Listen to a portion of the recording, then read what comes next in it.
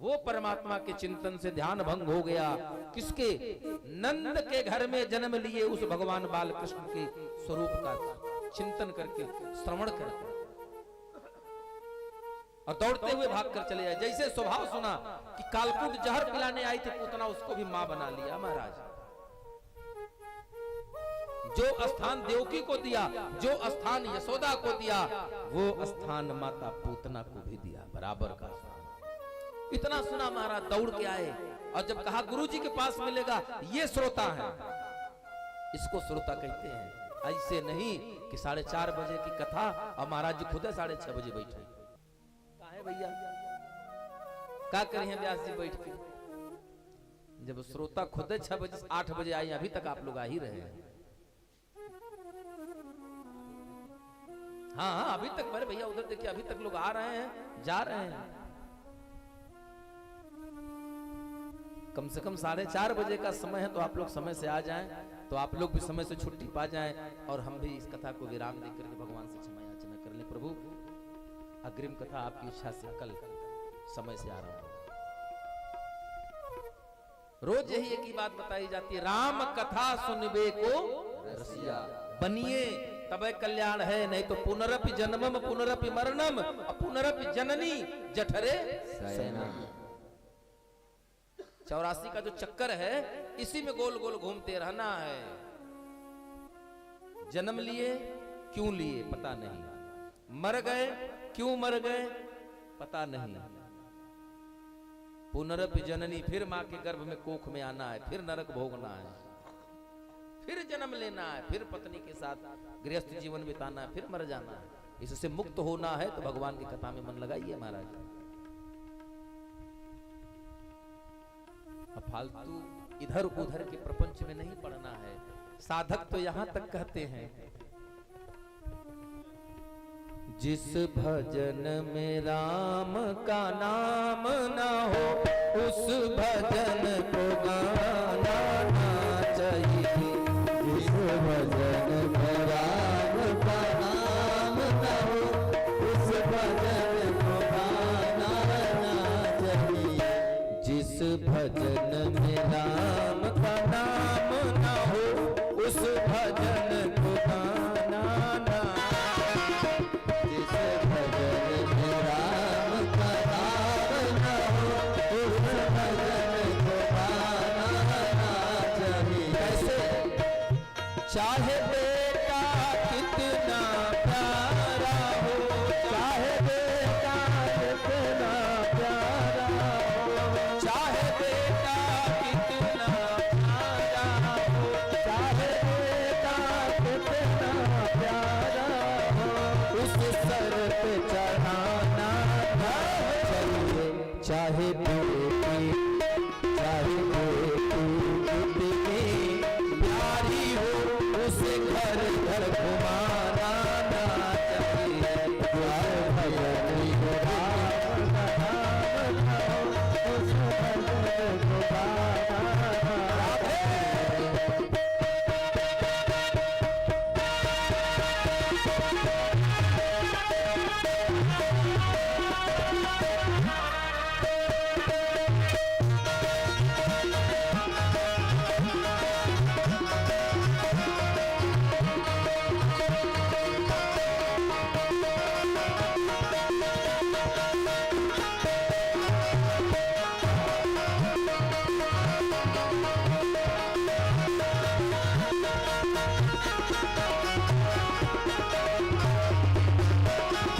जिस माँ ने हमको जन्म दिया, जिस माँ ने हमको जन्म दिया, जिस माँ ने हमको जन्म दिया, जिस माँ ने हमको जन्म दिया, दिल उसका दुखाना ना चाहिए। दिल उसका दुखाना। और जिस पिता ने हमको पाला है, जिस पिता ने हमको पाला है, उसे कभी भी सताना ना चाहिए। जिस पिता ने हमको पाला है, उसे कभी भी सताना ना चाहिए। जिस भजन में राम का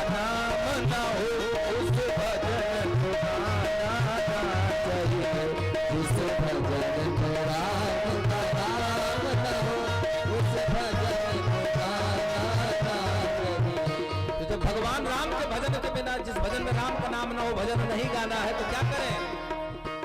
सीता राम राम राम सीता राम राम राम, राधे श्याम श्याम श्याम सीता राम राम राम, सीता राम राम राम सीता राम राम, राधे श्याम श्याम राधे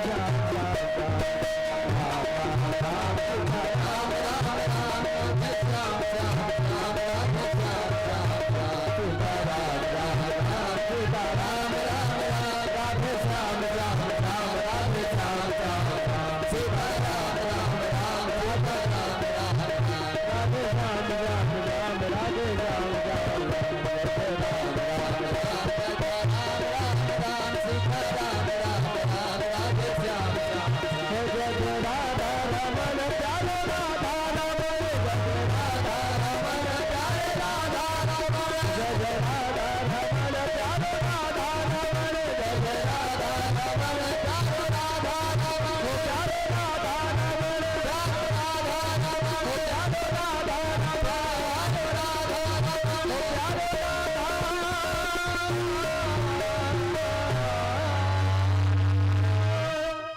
सीता राम राम राम सीता राम राम राम, राधे श्याम श्याम श्याम राधे श्याम श्याम श्याम, जय जय श्री राधे।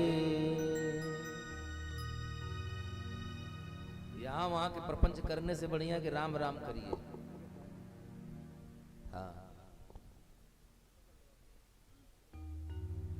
सुखदेव जी दौड़ते हुए चले आए।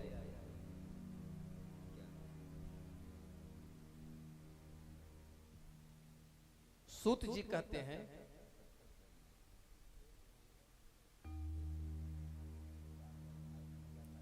कि हे सौनकादिक ऋषियों, द्वापर के समाप्ति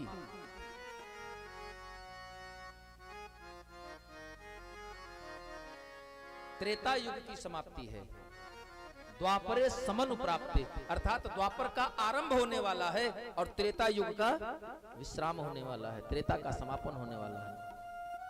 तो भगवान श्री कृष्ण भगवान के कला के अवतरित होकर कला स्वरूप में अवतार लेते हैं। कौन? किसके यहाँ? ब्रह्मा जी के पुत्र हैं पराशर जी। पराशर जी की पत्नी का नाम है सत्यवती, और सत्यवती मैया के गर्भ से जन्म लेते हैं। कौन? पूज्य पाद श्री व्यास जी। बोलिए व्यास जी महाराज की। एक दिन व्यास जी युवा हुए, समय कालांतर बीता, सरस्वती नदी में स्नान ध्यान करके वहीं बैठे हुए तट पर बैठ करके विचार कर रहे हैं। बद्रिकाश्रम में बैठे हैं और विचार करते हैं कि आने वाला समय जो है कलयुग द्वापर के बाद मानव अल्पायु होगा, छोटी आयु हो जाएगी, वह पंचहोत्र नहीं कर पाएगा, वह शास्त्रों को याद नहीं रख पाएगा। तो क्या करें कि उनको शास्त्र के बारे में ज्ञान बना रहे। तब उन्होंने विचार कर रहे, उसी समय वहां पर नारद जी आए और नारद जी के समझाने पर, नारद जी के कहने पर उन्होंने समस्त ग्रंथों का, जो पुराण थे या वेद थे, पहले वेद 4 नहीं हुआ करते थे, वेद एक ही हुआ करता था, बहुत बृहद। ऋग्वेद, यजुर्वेद, सामवेद और अथर्ववेद ये बनाया गया द्वापर के आरंभ में, त्रेता के समाप्ति के समय। इसको 4 भागों में बांट दिया व्यास जी ने। पहला वेद बनाया ऋग्वेद, जिसको अपने परम शिष्य महामुनि पैल को दान किया। महामुनि पैल को उसको पढ़ाकर उसे उसका ज्ञानी बना दिया, मर्मज्ञ बना दिया, स्पेशलिस्ट। दूसरा वेद यजुर्वेद, यजुर्वेद का जब निर्माण किया तो यजुर्वेद को पढ़ाया वैशंपायन मुनि को। सामवेद, सामवेद पढ़ाया मुनि जैमिनी ऋषि थे, जैमिनी ऋषि को सामवेद का अध्ययन कराया।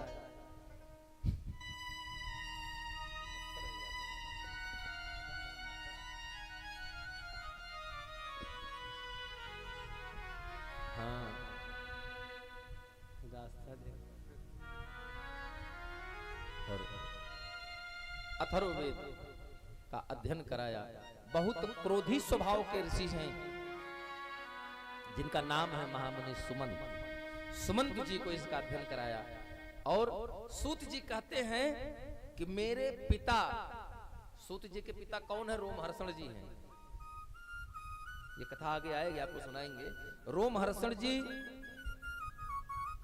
सूत जी के पिता। सूत जी कहते हैं हे शौनकादिक ऋषियों, जो पुराण जिसको कहा गया अर्थात पुरातन इतिहास और पुराण, इसका दान किया हमारे पिताजी को पूज्यपाद श्री व्यास जी ने। इतना सब कुछ कर लिया, लेकिन इतना सब कुछ करने के बाद भी जब व्यास जी को संतुष्टि नहीं मिली तो नारद बाबा कहते हैं कि हे व्यास जी। जब नारद जी आए तो व्यास जी ने उनका आदर सत्कार किया और आदर सत्कार करने के पश्चात कहते हैं कि यथा धर्मा दयागार्थाम मुनिवर्या अनुकीर्तिता। बोले हे पराशर नंदन, हे व्यास जी, जिस प्रकार आपने अर्थ, धर्म, काम और मोक्ष चारों पदार्थ का वर्णन कर दिया, लेकिन उसी प्रकार से आपने भगवान की लीलाओं का वर्णन बड़ा छोटे में कर दिया। कौन से भगवान का? बोले वासुदेव का, नंद नंदन का। आप उसको उसी प्रकार से करिए तो आपको शांति मिलेगी। और तब बोले इस बात की क्या पुष्टि? तो नारद बाबा कहते हैं भगवान कृष्ण की लीलाओं का गाथा गायन या श्रवण करने वाले को शांति मिल जाती है। क्यों? क्योंकि शांति का लाइसेंस भगवान श्री कृष्ण की लीलाओं के पास है, वो वही दे सकते हैं। क्योंकि जिसके पास जो होगा वही आपको वो दे सकता है। शांतम शाश्वतम अप्रमेय मन गम निर्वाण शांति प्रदम। अब क्या बचा? शांत है, शाश्वत है, और क्या करते? शांति प्रदम, वो सब कुछ दे सकते हैं। इसके पश्चात नारद बाबा कहते हैं कि हे व्यास जी, जब मैं सृष्टि के आरंभ में ब्रह्मा जी के मानस पुत्रों में 10 मानस पुत्र में ब्रह्मा जी भी एक पुत्र हैं।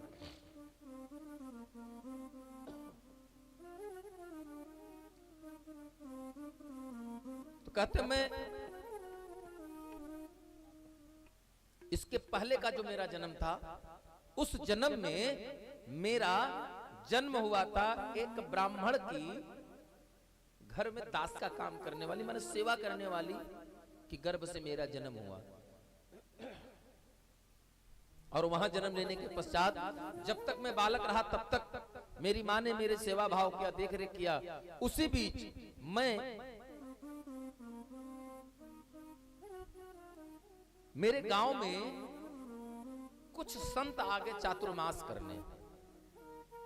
बरसात के जो 4 महीने होते उसमें संत कहीं एक जगह जाके ठहर जाते, चातुर्मास करते हैं। तो जब चातुर्मास करने संत आ गए तो वहां पर वो आकर उसी बाग में रुके ब्राह्मणी के घर के पास। तो जहां मेरी माँ इनकी भी सेवा करती थी और ब्राह्मणी के घर पर उनका भोज बनता था, तो कुछ सेवा का अवसर मुझे भी मिला। और सेवा का अवसर मिला तो गरीबी इतनी थी कि मुझे भोजन की व्यवस्था नहीं थी। तो उन संतों, उन ब्राह्मणों का जो जूठन मिलता था वही मुझे भोजन के रूप में मिलता था। और संतों की सेवा से मेरी ऐसी प्रीति 4 महीने में लग गई कि जब संत हमारे गांव से जाने लगे तो मैं उनके चरण पकड़कर रोने लगा कि हे प्रभु, मुझे भी ले चलिए, अब मेरा मन यहाँ नहीं लग रहा है। तो संतों ने समझाया कि देखो, तुम्हारी माँ वृद्ध है और तुम अपनी माँ के इकलौते सहारे हो। अगर ऐसे में तुम उसको छोड़कर चले जाओगे तो परमात्मा भी तुमको क्षमा नहीं करेगा। हाँ, इस बात का वचन देते हैं कि हम जब भी तुम्हारे गांव के समीप से निकलेंगे तो तुम्हारे गांव में आकर के तुमसे मिलेंगे। यह कह करके संत चले गए। नारद बाबा बोले, लेकिन दुर्भाग्य,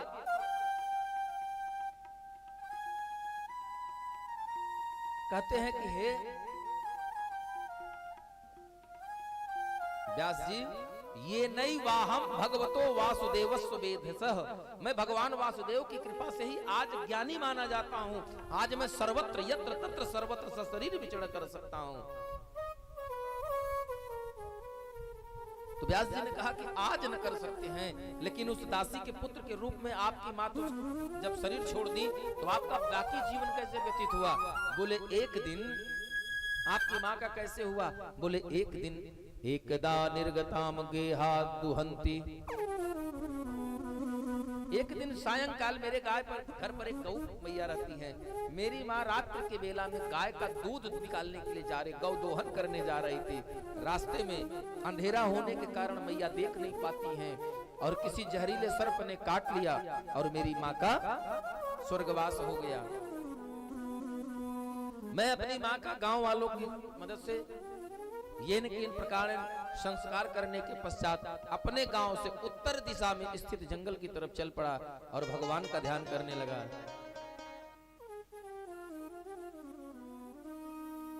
और जब वन में पहुंचकर मैं तपस्या करने लगा तो थोड़ा थोड़ा समय बीतता गया, मेरी भक्ति प्रगाढ़ होती गई। मैं भगवान के नाम का जप करता रहा, भजन करता रहा। एक एक दिन बीतने के साथ साथ मेरी भक्ति और प्रगाढ़तम और पुष्ट होने लगी। एक दिन ऐसा समय आया कि मुझे आकाशवाणी सुनाई पड़ी, और जब मुझे आकाशवाणी सुनाई पड़ी कि नेत्र खोलो पुत्र, और जैसे ही मैंने नेत्र खोला आवाज तो सुनाई पड़ा, लेकिन आवाज कहां से आई वो दिखाई नहीं पड़ा। तो नारद जी कहते हैं मैं रोने लगा, मेरे आंखों से निर्झर आंसू बहने लगे कि प्रभु मैं इतना भागा, आवाज सुन सकता हूं, दर्शन नहीं पा सकता। तो भगवान ने कहा हे पुत्र, इस जीवन में तुम्हें केवल और केवल मेरी वाणी ही सुनाई सकती है, मेरा दर्शन तुमको प्राप्त नहीं हो सकता है।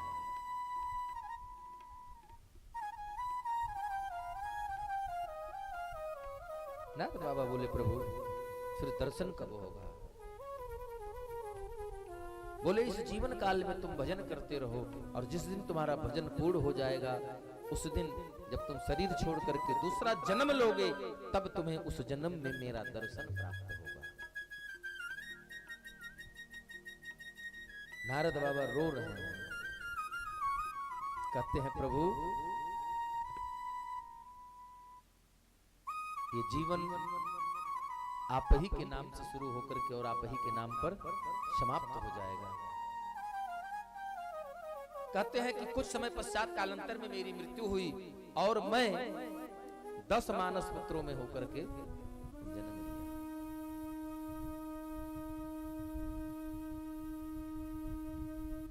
परीक्षित को क्यों श्राप मिला था? इधर प्रसंग छोटा था बीच में, महाभारत का युद्ध समाप्ति की तरफ है। दुर्योधन घायल अवस्था में सरोवर के किनारे पर पड़ा है, बड़ा दुखी है। उसी समय उसका सेनापति, अंतिम सेनापति गुरु दुर्वासा, गुरु द्रोणाचार्य का पुत्र है अश्वत्थामा, वो आ गया और कहता है मित्र आप युद्ध हारे नहीं हो, हारता जब तक राजा जीवित हो, बंदी ना हो और उसका सेनापति जीवित हो, भले सेना खत्म हो जाए तब तक राजा पराजित नहीं होता है। परेशान ना हो मित्र, इस युद्ध को मैं तुमको जितवा दूंगा। 5 पांडवों के सर काटकर मैं तुमको लाकर दे दूंगा। बड़ा प्रसन्न हुआ महाराज। जो पूरी सेना नहीं कर पाई, मेरे 100 भाई मिलकर हम लोग नहीं कर पाए, द्रोणाचार्य, कृपाचार्य, पितामह भीष्म, कोई नहीं कर पाया, वो काम मेरा मित्र अकेले कर देगा। विजयी भव। चला गया अश्वत्थामा 5 पांडवों का वध करने। रात्रि बेला है, भगवान तो सब कुछ जानते हैं। क्यों? राम कीन चाहे सोई होई, करई अन्यथा नहीं अस कोई। धरती पर दूसरा कोई है ही नहीं जो उनसे बिलग सोच सके।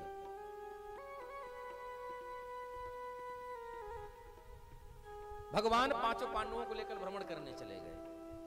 जैसे हम लोग नहीं कहते भैया भोजन कर लिया, थोड़ा टहल आना, लेकर टहलाने चले गए। और संयोग से उन 5 रसैया पर 5 पांडवों के 5 पुत्र आकर लेट जाते हैं। रात्रि के अंधेरे में वह दुष्ट अश्वत्थामा छिप कर आता है और 5 पुत्रों के शरीर से सर काट कर लेकर चला जाता है। और जैसे ही लेकर गया दुर्योधन के हाथ में दिया, मित्र ये देखो मैंने 5 पांडवों के सर लिया, काट कर लाया मैं। दुर्योधन बड़ा प्रसन्न हुआ, लेकिन एक एक सर को लेता और जैसे ही लेकर हल्का सा बल का, थोड़ा तनिक बल का प्रयोग करता, कच्चे घड़े के समान वो सर टूट जाते, फूट जाते। दुर्योधन एक टूटा, दूसरा टूटा, एक एक करके जब सारे टूट गए तो दुर्योधन कहा, मित्र तुमने तो हमारा समूल ही नष्ट कर दिया, पूरा विनाश कर दिया, कुरुवंश का ही विनाश कर दिया। बोले क्यों? बोले ये 5 पांडवों के सर नहीं है, इनमें से एक भी धनुर्धारी अर्जुन का सर नहीं, एक भी महाबली भीम का सर नहीं है। बोले फिर? बोले ये तो मेरे भतीजों के, उनके बच्चों के सर हैं, अभी बच्चों के सर हैं। और दुर्योधन को वरदान था, तुम्हारी मृत्यु तब होगी जब एक ही क्षण में प्रसन्न और दुखी एक साथ दोनों अनुभूति कर लोगे, उसी समय तुम्हारी मृत्यु हो जाएगी। पांडवों की मृत्यु की प्रसन्नता हुई और अपने भतीजों की मृत्यु अर्थात अपने पीढ़ी आने वाले वंश की मृत्यु का दुख हो गया। और इसी के साथ दुर्योधन के प्राण तो फिर उड़ जाते हैं महाराज। इधर द्रौपदी मैया कक्ष में घुसी तो उन्होंने देखा, अरे मेरे पुत्रों के तो शरीर में तो अच्छा भला सुला कर गई थी। जब प्रातः बेला में जगाने गई तो उन्होंने देखा कि मेरे पुत्रों के शरीर पर तो सर ही गया।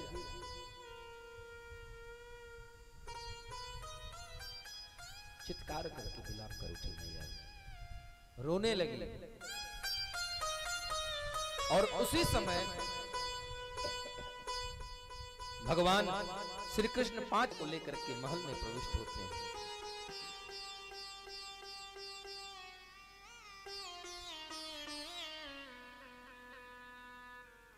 और द्रौपदी मैया देख करके रोने लगी।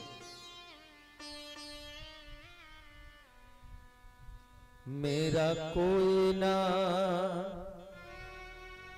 सहारा बिन तेरे, नंदलाल सांवरिया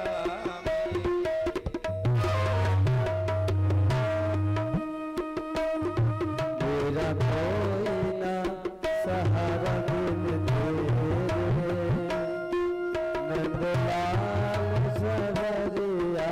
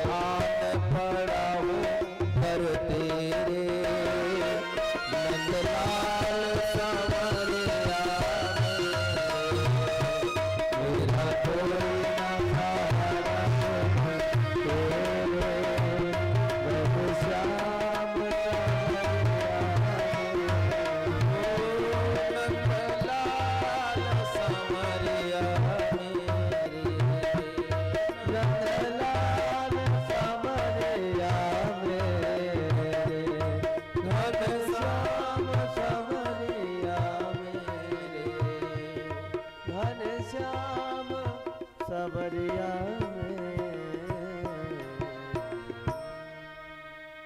मैं तो आन पड़ा हूँ दर तेरे नंदलाल सबरिया में। महाराज अर्जुन कहते हैं कि हे देवी क्या हुआ, क्यों विलाप कर रही हो? हे पार्थ देखो किसी ने हमारे 5 पुत्रों का वध कर दिया। अर्जुन प्रण कर लेते हैं आज का सूर्यास्त होने से पूर्व उस बालक का वध करने वाले का मैं मस्तक काट कर तुम्हारे चरणों में रख दूंगा, अन्यथा आज का सूर्यास्त या गांडीवधारी अर्जुन नहीं देखेगा। भगवान अर्जुन को लेकर चले जाते हैं और कुछ दूर जाकर के जाता हुआ अश्वत्थामा दिखाई पड़ा, ललकार करके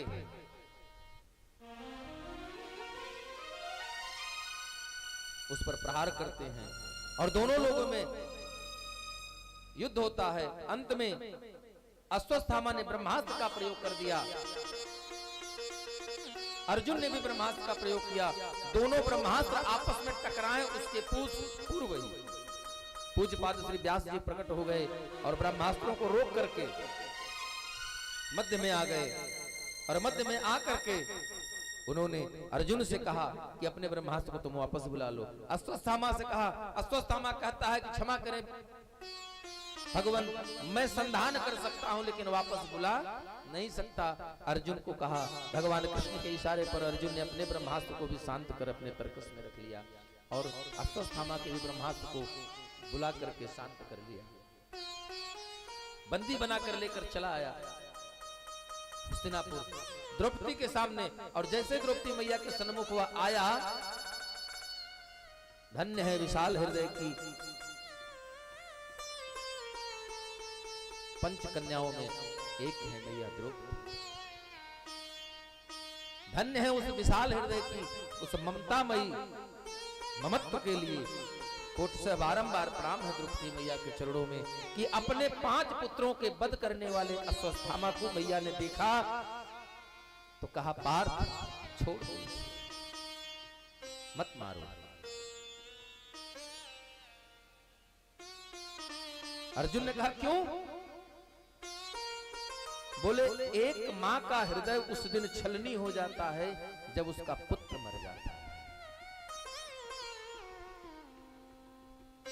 तो हे पार्थ, पुत्र की मृत्यु का दुख, पुत्र की मृत्यु का दर्द तो मैं जान चुकी हूं और मुझे इस बात का संतोष है कि मुझे ढाढ़स बनाने के लिए, मुझे संभालने के लिए मेरे 5 पति अभी जीवित हैं, मेरे साथ हैं, लेकिन ये मेरे गुरु का पुत्र है और आज गुरु द्रोणाचार्य जी इस धरती पर नहीं है। ये अकेली गुरु मां उस ब्राह्मण की, उस विधवा ब्राह्मणी गुरु मां की देख रेख करने वाला इकलौता बालक है। अगर इसका भी वध कर दोगे तो वो ब्राह्मण पत्नी, वो गुरु मां जीती जी मर जाएगी। इसलिए हे पार्थ, मैं इसे छोड़ देता हूं, छोड़ दो। अर्जुन ने कहा अगर ये जीवित जाएगा तो फिर मुझे मरना पड़ेगा।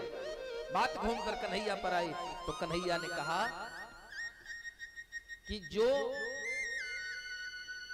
ब्राह्मण और स्त्री, गौ, बालक ये अबद्ध है, इनका कभी वध नहीं करना चाहिए। लेकिन तो मृत्यु दंड जो दिया गया उसको क्या करें? बोले उसके लिए ब्राह्मण के शिखा को काट दीजिए समाज में, उसके यज्ञोपवीत का खंडन कर दीजिए, उसके ललाट का चंदन पोंछ दीजिए, समाज में उसे अपमानित कर दीजिए, उसका स्वाभिमान छीन लीजिए, तो उस ब्राह्मण मृत प्राय हो जाए।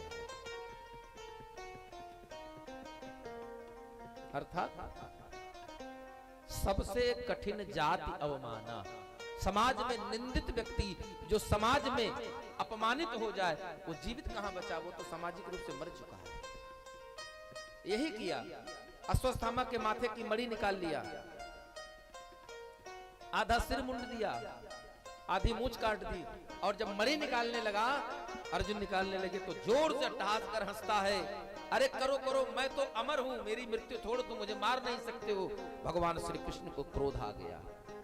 भगवान ने कहा, अरे दुष्ट, अरे बालघाती, तू इस बात पर अहंकार है तुझे कि तू मर नहीं सकता, जा, आज मैंने तेरी मृत्यु तुझसे छीन लिया। आज भी अश्वत्थामा अमर है, आज भी। अभी कुछ दिन पहले मीडिया वाले बता रहे थे, न्यूज में आया था कि कोई बड़ी विशाल आकृति की छाया दिखाई पड़ी है, वो अमर हो गया। क्यों? क्योंकि भगवान ने उससे उसकी मृत्यु छीन लिया। महाराज, जीवन झूठ है लेकिन मृत्यु अटल सत्य है, इसको कोई बदल नहीं सकता। जब छोड़ा यहां से तो दूर गया और जाकर के 5 पांडवों के निमित्त 5 बाण चलाए और जान गया था कि अभिमन्यु की पत्नी उत्तरा के गर्भ में वंश पल रहा है, क्योंकि अभिमन्यु तो मारा जा चुका था। तो उसने क्या किया कि एक अग्नि अस्त्र का संधान कर दिया उत्तरा के गर्भ पर। और जब उत्तरा ने देखा तो कृष्ण कृष्ण महाबाहु भक्ता नाम भयंकर त्वमेको दह्यमाना नाम अपवर्गो असि संस्कृते। उत्तरा मैया भाग करके अपनी सास द्रौपदी के पास आई। द्रौपदी मैया लेकर कुंती मैया के पास आई। कुंती मैया, भगवान कृष्ण इधर तैयार हो रहे हैं अपने रथ पर चढ़ने के लिए कि हम जाएंगे द्वारिका। कुंती मैया आई, कन्हैया रुको रुको रुको, क्या हुआ? उत्तरा कहती है कि हे कृष्ण, मेरी रक्षा करिए, ये दूर से आ रहा जो आग का गोला है बेशक वो मेरे शरीर को जलाकर भस्म कर दे, लेकिन पांडु वंश का अंतिम अंश मेरे गर्भ में है, उसे कुछ ना हो, मेरे संतान की रक्षा करिए। और भगवान ने वहीं अपने सुदर्शन चक्र को आदेश किया कि बाहर रह करके 5 पांडवों की रक्षा करें। और भगवान स्वयं,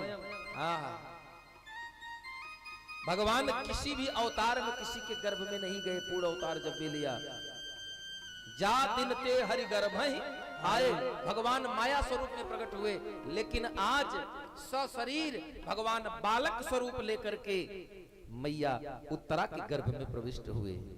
और उत्तरा के गर्भ में प्रविष्ट होकर के अपनी गदा को इतनी जोर से घुमाया कि भगवान की गदा को देख करके भगवान की द्वारा रक्षित परीक्षित आज भगवान का दर्शन गर्भ में करके पूछते हैं, प्रभु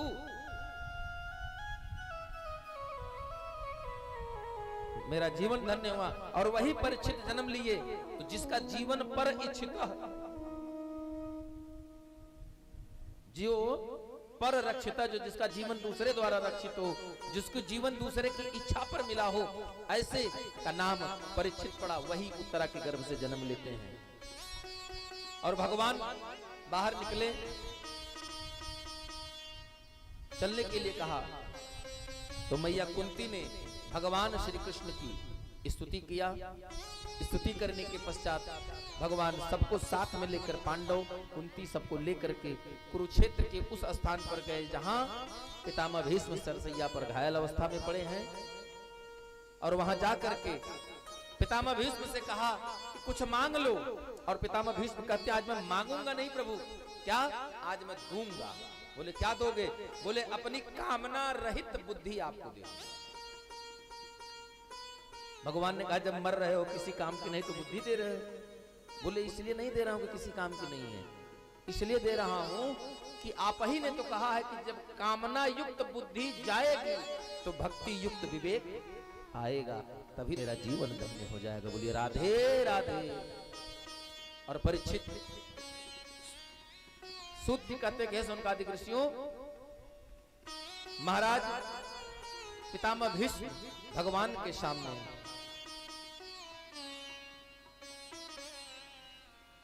हाथ जोड़ करके कहते हैं भगवान कन्हैया से, हे कन्हैया, हे कृष्ण,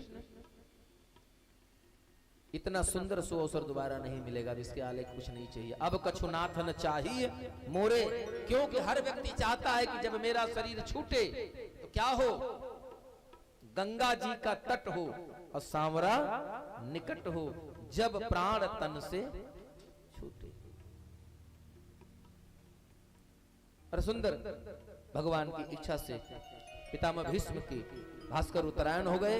पितामह भीष्म ने अपने शरीर का परित्याग किया, एक ज्योत निकली और आकर के भगवान श्री कृष्ण के चरणों में समाहित हो गई।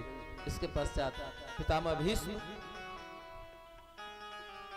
के पास से आकर के हस्तिनापुर अपने मित्रों से विदा लेकर के अर्जुन लेकर भगवान श्री कृष्ण को गए हैं छोड़ने, छोड़ करके लौट कर आते हैं। आइए, वक्ता का जन्म सुखदेव जी का हो चुका, कल श्रोता का जन्म, सृष्टि का वर्णन, विराट स्वरूप,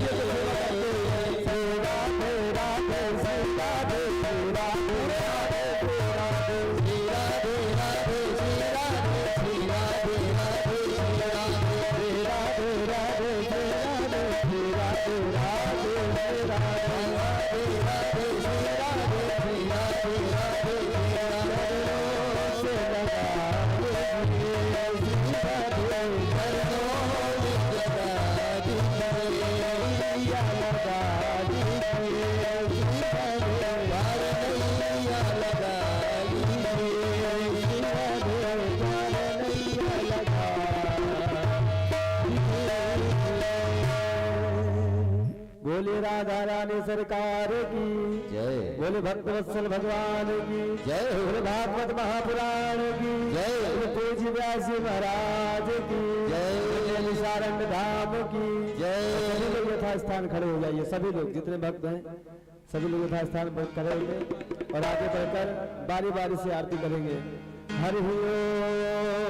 चंद्रमा मनसो जात सूर्यो अजायत सोत्राद्वादश प्राणस्य मुखाग्निरजायत।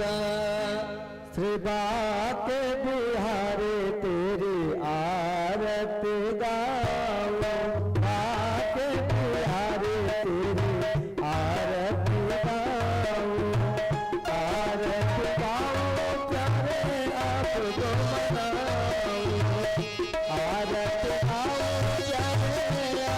Hare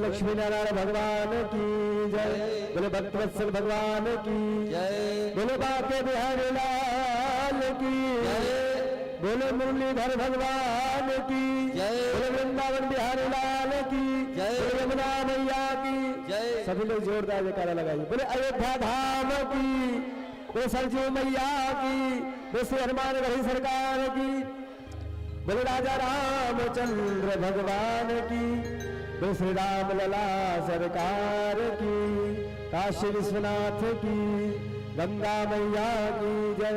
धर्म की अधर्म का विनाश हो प्राणियों में, विश्व का सत्य सनातन धर्म की, आज के आनंद की। नमः पार्वती पते हर हर महादेव, हर हर महादेव।